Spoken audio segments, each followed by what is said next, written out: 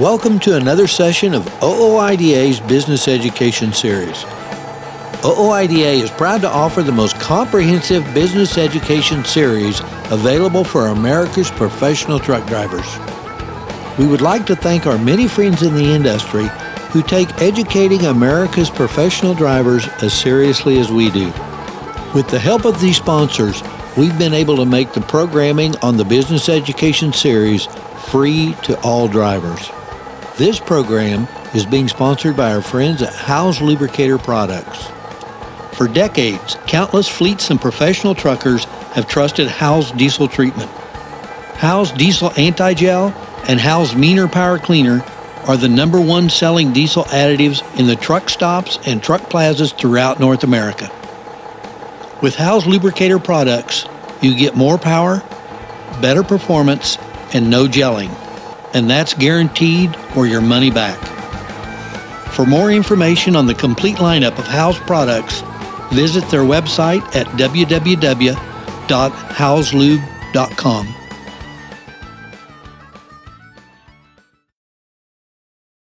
The topic for today's session is making sure you get paid. And this is always a hot topic amongst drivers. Today, we're going to be talking about things you can do to ensure you're going to get paid. Things you need to do before you sign on the line. We're also going to be talking about some of the steps you can take after you have not been paid. Some of the things you can do to help recover that payment. My name's Tom Gann, and I'll be the host for today's program. And today, I'm going to be joined by Tom Weekly. Tom is the Director of Operations for the OOIDA Foundation. Tom has taken numerous calls over the years from many drivers who have found themselves in this situation. Tom also managed a trucking business where he found himself occasionally on the wrong side of collecting an invoice. Tom has a lot of experience with this situation, so let's pick his brain. Let's get on with this program. Tom, we get a lot of calls here at the association where a driver has delivered a load, he has turned in his paperwork, or he has sent out an invoice, and it's gone to 30, 60 days, and he still hasn't been paid. And what's he to do? Well, Tom, that is the sad truth is sometimes that happens, and it happens more often than what we'd like. And even one time is going to affect the driver, obviously, and the owner-operator especially. The best thing to do is try to eliminate that possibility as much as possible. It's better to make sure that you've done all the things that you should do, that you've done your what we call due diligence. Because sometimes drivers or owner-operators are very honest and expect others to be honest, they don't do their due diligence. Sometimes they don't document everything they should document. They don't get the paperwork in place that they should get in place. They haven't done the background checks that they should do. And so I think it's important to know how do you prepare for those kinds of contingencies? What can you do? All right, Tom, we're talking really about three different situations here. One situation is a guy who's leased to a motor carrier and he's not getting paid by the person he's leased to. The second situation would be somebody who's running under their own authority and they're working with a broker and the broker's not paying them. And then the third situation is someone running under their own authority, hauling directly for a shipper, and the shipper doesn't pay. And all three of those situations are a little different. So why don't we just take those one at a time and let's go through and talk about them. Well, let's start off with the guy who's leased to a motor carrier, because there's some regulations right in the FMCSA regs that deal with this. There are, and the driver and the owner-operator leased to a motor carrier certainly should know what those are, and they should be in his lease agreement. When another module we have on lease agreements goes through that, and every driver should have a copy of that lease agreement. And in that lease agreement, it should have the how he gets paid, for instance, it should be spelled out. by regulations, and there is a regulation on the books that he must be paid within 15 days after turning in the necessary paperwork to show that he delivered the load. Now, there's a lot of concerns about that. There's a lot of things go along with that, and if you're interested in knowing more about the leasing regulations concerning pay, and you should, if you're going to be leasing on, should know it very well, in fact, good idea to take that other module on leasing. But the idea is he should get paid within 15 days after turning in the paperwork that is And that necessary. paperwork is pretty much the bill of lading and a signed delivery receipt. That's correct. The problem with that sometimes becomes that carrier, if it's the carrier's it's the carrier's responsibility to check out the shipper that he accepts the contract with to haul that load. And a lot of times, well, they just don't check them out well enough, or maybe that shipper suddenly is in some financial problems, and they just haven't kept up on that. So when the carrier bills the shipper doesn't pay the carrier, may for whatever reason. Now, a lot of shippers won't pay for 60 days or 90 days. That's fairly common in business practice because you can keep the money in the bank longer and draw the interest, etc. So that's not all that uncommon. But that carrier may be hurting for money at that time, and maybe doesn't have a good cash flow. And so he may pass it down on the road to that driver who's done everything he's supposed to do, at least on owner-operator, and he, instead of paying him like he should, he just says something like, hey, I haven't got paid by the shipper yet, so I can't pay you until I get paid by the shipper. Okay, now that regulation says that shipper has to pay the driver within 15 days of turning in the necessary paperwork, whether the shipper pays or not. But in reality, what can the driver really do? I'd like to give you a real clear-cut, easy answer and say, oh, that's no real problem, but it is a problem. There isn't a whole lot that the lease-on owner-operator can do. He can take it to small claims court. That is one action that is open to them. You're not going to get very many attorneys who would be involved in that in terms of any kind of a lawsuit, because there just isn't probably going to be enough money involved for that lawyer to take his time to do it. So small claims court is oftentimes one avenue. That's not a very good avenue. Yeah, you got to understand, if you take that carrier to court, you're probably not going to get another load. That's true. You will probably lose your job, but I'm not sure I want to drive for a carrier that doesn't pay me on time like he's supposed to anyway. But, and that's the reason I say small claims court is because it doesn't cost a whole lot to initiate that. And unfortunately, a lot of guys that get in this situation just kind of shrug their shoulders, say, oh, well, and move on to another carrier. And unfortunately, when you let a guy get away with it like that, he's going to do it again to someone else. That's true, and I think that there is a, you can let FMCSA know about that. I'm not sure they're not going to get the money for you. They're not a collection agency, but at least if you put that information out there and you let people know that there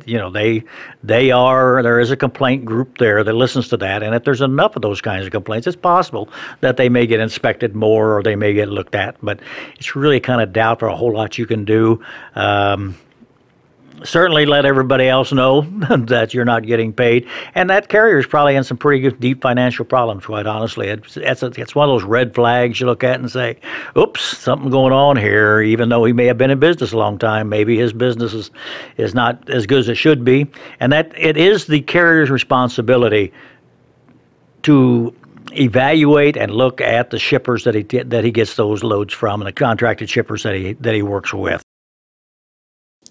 Now, it's the carrier's responsibility to check out the shipper, but it's also the driver's responsibility to check out the carrier he's running for. Absolutely. That's the key factor. That's the due diligence you have to do as an owner-operator leasing onto a carrier. So before you sign the lease, check them out. Check them out. How can you do that, Tom? Okay, so there are several ways to do that. And obviously, as much as we have some problems with CSA and what the scores actually mean, that's one source that you can go to, and you can look at their CSA scores. And if you've noticed that those scores are popping up with a lot of maintenance problems, a lot of other difficulties, that's kind of a clue, too, that maybe there's something going on with that carrier. You can look up their license and insurance on the FMCSA website, and you can see if their insurance is still in place, and just a number of things along there. Certainly talk to some of their drivers, other leased owner operators. Are they getting paid on time? Situation is, and you can check if you're a member with OOIDA. They have a list of a lot of carriers that are, we get a lot of concerns and complaints about carriers that aren't paying. And the OOIDA list is the list that if they're on the list, you might want to avoid them. We don't have a good list, or we're not like Santa Claus. We don't check to see who's naughty and nice. We only check on who's naughty. That's true. Very seldom we get anybody who calls in and praises a carrier. Most of the time when you get a call, it's going to be those carriers that have, there's something going on with them. And that's one of the primary things that we hear is they're just not getting paid. So a guy who's leased to a motor carrier, really, there's not a lot that he can do after the fact when he doesn't get paid. He needs to be doing his due diligence ahead of time, avoiding getting in that situation. Absolutely. That's really true for the other two that we're going to talk about also. You've got to do your due diligence prior to working for, in this case, working for a carrier. Tom, obviously not everybody is leased to a motor carrier. What does a guy who's out there running under his own authority, what can he do to help make sure he gets paid?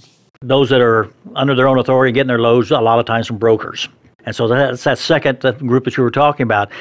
You need to check that broker out, and that's not difficult to do. A lot of owner-operators, so trusting, like I say, for the most part, will take a load from a broker because he seems to be offering a really great rate. And they're in a hurry to get a load. And they're in a hurry to get a load, and they're somewhat desperate, and it goes where they want to go. And instead of being a good deal, it winds up being one where they're not getting paid what they thought they were going to get paid, or if they're paid at all. How does a driver go about checking up on a broker? All brokers have to post a bond. All legal brokers have to post a bond. And that bond has been increased to $75,000. And that, while that sounds like quite a bit of money, it is, except a broker may have hundreds of people that he's brokered loads to. So if he's a broker that doesn't pay, your chances of getting the entire amount of money that you're owed from a broker, if he's one who doesn't pay, is very unlikely. Even if you, what they call, file on his bond. That's the reason he has to have a bond. And so if there are some problems with that, with somebody not paying, not living up to his end of the contract, then you have to file on that bond. How do you do that, Tom? How do you file? Okay, you file on a bond. The first thing you want to do is you want to go to the FMCSA website, because he has to have a number, and he has to have a insurance in place, or a bond, or assets, or a trust, one of those things for $75,000. You can go on the license and insurance part of the FMCSA website, and you put in that broker's name, his number, one of those two, and you click on that, and they'll bring that broker's name up. Now, if his name does not appear, if it does not appear on that site, then there's a chance he doesn't even have a bond. That's a definite red flag. You don't want to do any business with that person. Except, and I'll get into that in a minute, there are a few exceptions to that. But then you can look up under licensing and insurance, and there's another little tab called report. You want to click on that report on that page that you have, and it will tell you whether he has an active bond in place and how much that bond is, who the bonding company is, the person to contact at that bonding company. So if you don't get paid by a broker, you need to go to that website, get a hold of that bonding company and that person who's involved with that particular bond or asset or whatever it is, and tell them that you want to file on that person's bond. You'll need all your documentation, which we'll talk about what you need to have in just a minute, but you have to have all that documentation prepared to give to that particular person. And you don't want to wait past the agreed to time span. If you agreed in your original agreements that you got paid in 30 days, don't wait till 32, 40, 45 days. File on that bond immediately. Okay, what am I going to have for this bonding company to proceed? Okay, those are the things that you need to have anyway, and when you are making your agreement with the broker. Don't, years ago, obviously, it was just a word of mouth, an agreement over the phone, an oral agreement between yourself and the broker. And that's basically what you said. Hey, I'll take your load for, $1.45 a mile, and the mileage is this. And the broker would say yay or nay, and you guys talk about it a little bit, and it was a done deal. And that's the way you worked. That's not the case any longer, obviously. Everything needs to be documented. You need the right paperwork. There's a broker-carrier agreement, and you need to fill out that broker-carrier agreement. You're going to have to provide a certain amount of information. Your authority letter, your certificate of insurance, and you'll also have to furnish a W-9, which is your tax ID number. But the broker needs to provide you with some things, and that's where sometimes the owner-operator isn't doing his due diligence, because it is that second piece of paper that you want to fill out, which is your rate confirmation sheet, that is the most important to you, quite honestly. And that's on every single load you haul? On every single load you haul, yes. You should receive a rate confirmation sheet for each load that you accept from any broker. Now, not everybody uses brokers, but we'll talk about your agreement with the shipper, which is a similar type of thing that you would need also.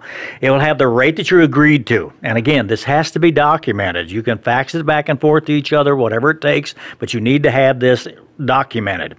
Any additional charges that you agree to, for instance, tarping, detention time, truck ordered not used, which is often left out, and that may be, a lot of guys get to the location and the shipper, for whatever reason, has decided he doesn't want to ship, or maybe it didn't come into him, or whatever it may be, and you've wasted fuel getting up there, and so somebody needs to pay for your time and never getting up there. But all those little things that you would have to do, maybe loading and unloading, or whatever else is in there, needs to be on that rate confirmation sheet. If it is not, the broker should pay you. You're absolutely right, but he's not obligated. He's not obligated under law to do so, because he can just say, we didn't agree to that. Okay, I get all this information turned into the bonding company. Then what happens? How do I get paid? Again, there's usually a long process involved with that. The bonding company then will weigh the documentation, see if they will contact their broker or whoever it is that has that bond, has put that bond down there, and then they will make the determination whether it is accurate and true, and then unfortunately, you'll probably have to wait in line for all the others who have also filed on that bond. If probably not just doing that to you, he's probably got a lot of others. Is it a first come, first serve on who's filed, or is it they just take everybody who's filed and give them a percentage? Probably those that had their documentation well documented and ready to send in will get first priority, because it's easier to deal with them, quite honestly. There's no rule or law that says first come, first serve, but it's usually based on the people who have everything ready to go. And so you want to have that. Say, okay, I'm going to fax you the rate confirmation sheet. I'm going to fax you the broker carrier agreement. I'm going to fax you the bill of lading where I delivered the product and it's signed off on, et cetera, et cetera. So you've got all those things in place, then you should be one of the top priorities for getting paid. Again, if there's a bunch of them, you'll probably just get pennies on the dollar. One thing a lot of people forget, when you fax something to somebody, you should ask them to fax back that they have received it. So you've got documentation. You both want to sign off on it. You both want to make sure that their names are there and so forth. And usually with your DOT number, both of you, with your DOT numbers. That gives you that leverage to say, if it does have to go, unfortunately, to the bonding company, you have that documentation. I know a lot of times when a driver contacts a broker, at least initially, it's through a load board. Would a load board offer any kind of protection on and maybe help ensure that you get paid? And if you belong to a good load board, and most of them today are pretty good load boards out there, and we'll take DAT Services, which is one of the biggest and one of the best, honestly. They've expanded their services.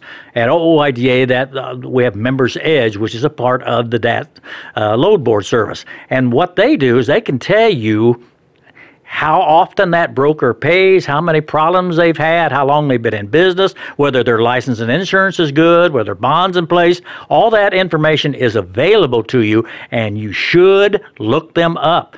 I think, personally, that that's a pretty cheap price to pay to be a part of that load board service, because that my whole livelihood is based on one load. Not getting paid for one load could bankrupt you. So I want to know as best as I can. That's my due diligence. I can go ask them, okay, what's his pay history and so forth. If I'm handling fresh produce and so forth, there's another group that does that. That's the Blue Book. You look them up in the Blue Book, or you contact Blue Book. Again, it's a service fee that you'll have to pay to join them, a membership fee, but they can tell you this particular carrier or this particular broker. Sometimes they'll even tell you this particular shipper, they have shippers too, pays on time, or maybe they pay every 30 days or 60 days or whatever it happens to be, and this is their credit rating. That's something you want to know. They have that information as available to you for a small, basically to me, a small membership fee to do that. That's doing your due diligence. If you haven't done that and you get stiffed on a load where you don't get paid, a lot of that has to really come back to you because you didn't do your due diligence. So what you're saying is working with the load board isn't going to guarantee that you get paid, but it can be a great tool for a driver to use to look up information about a broker. And even if you're getting that load directly from a broker, not through the load board, chances are he works with load boards, and so you can find information out about that broker even if you're not getting that load off of the load board. Now, Tom, earlier you mentioned I might look up a broker and not find him. Let's get into that just a minute. Okay, there are some brokers who broker freight that is exempt. And that gets into a whole nother area, and there are no federal regulations that govern certain products and freight that's shipped. All the way back to 1935, the Motor Carrier Safety Act that was passed, they were exempt from certain commodities were exempt from being under federal regulations. There's a whole list of those out there, and most of the time what it is unprocessed foods and agricultural products and forestry products that have not been turned into anything else.